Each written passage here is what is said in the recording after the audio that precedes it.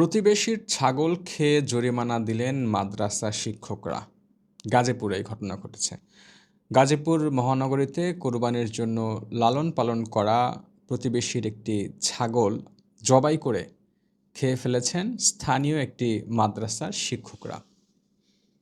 বিষয়টি জানাজানি হলে জরিমানা দিয়ে বিষয়টি ধামা চাপা দেওয়ার চেষ্টা করা হয়। ঘটনাটি ঘটেছে বুধবার ৬ মে গাজীপুর মহানগরীর ২৩ নম্বর ওয়ার্ডের উত্তর শালনা গ্রামের জামিয়া মাদিনাতুল আল কোরআন মাদ্রাসায়। স্থানীয়রা জানান, মাদ্রাসার পাশে এক নারী ছাগল লালন পালন করতেন। ছাগলটি মাঝে মধ্যে মাদ্রাসার ভেতরে চলে আসতো। গোপনে ছাগলটি মাদ্রাসার শিক্ষকরা জবাই করেন এবং ভুক্তভোগী নারীর দাবি, মাদ্রাসার পাশে তার বাড়ি।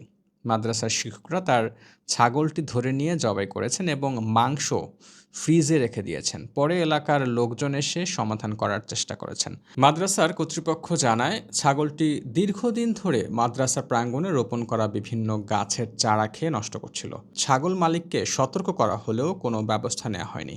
ঘটনার দিন ছাত্ররা ছাগলটি ধরে আনার পর অসুস্থ হয়ে পড়লে বাধ্য হয়ে জবাই করা হয়। মাদ্রাসার পরিচালকের ছেলে মাহমুদুল হাসান বলেন, ছাগলটি মাদ্রাসায় প্রবেশ করে এবং গাছপালা নষ্ট করছিল। বারবার বিষয়টি জানানো হলেও ছাগলটি নিয়ে এসে বেঁধে রাখেনি, এজন্য ছাগলটি জবাই করা হয়। ছাগলটি কিছুটা অসুস্থ ছিল, পরে গ্রামের মানুষজন নিয়ে বিষয়টি মীমাংসা করা হয়েছে।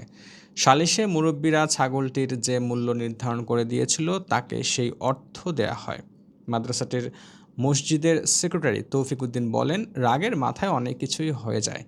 ছাগল নিয়ে যেটি হয়েছে সেটি সমাধান হয়ে গেছে, এ বিষয়ে আর খুব একটা বেশি কথা না বললেই ভালো।